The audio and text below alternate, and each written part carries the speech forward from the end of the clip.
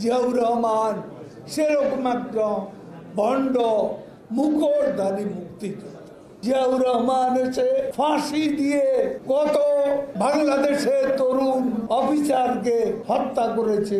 বাংলাদেশে সে পলাশী ষড়যন্ত্রে পুনরাবৃত্তি ঘটেছিল। সেই বিশ্বাসঘাতকতা খন্দকার মুস্তাকের সঙ্গে সেনাপতি জিয়াউর রহমান ছিল সেই ঘটনার মাস্টার মাইন্ড। কারা মুখচ্ছবিকে ঢেকেছিল মুখোশ।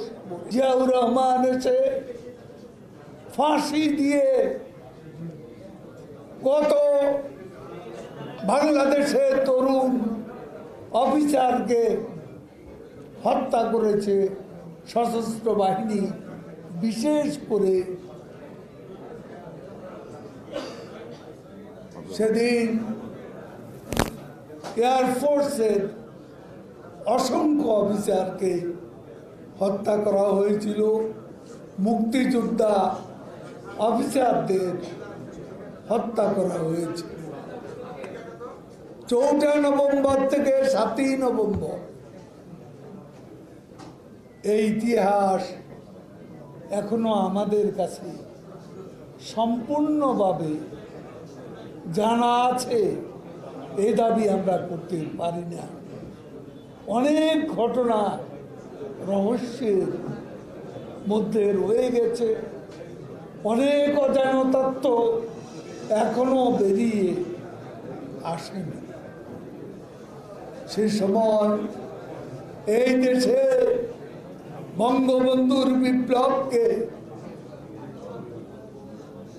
প্রতিহত করতে গিয়ে প্রতি বিপ্লব করা হয়েছিল। সেই খুনি মুস্তাক, এটাই হলো ইতিহাসের অমোঘ বিধান। পলাশীতে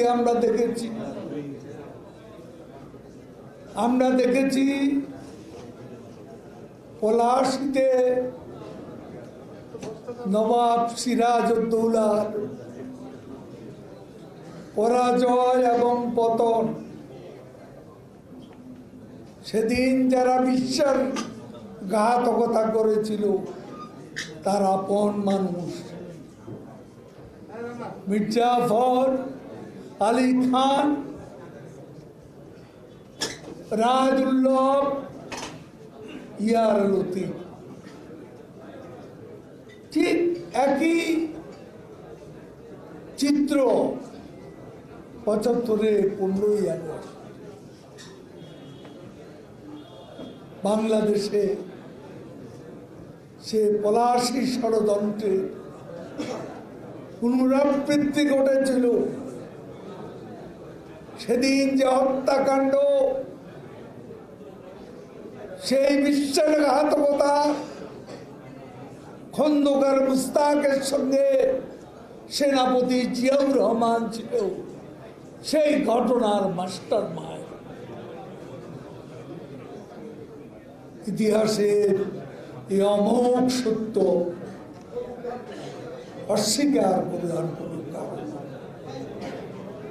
আমরা যখন এই সত্যকে সত্য বলে জানব, তখনই আমরা অনেক বিষয়ে আমাদের বিভ্রান্তি থেকে বেরিয়ে আসা সম্ভব।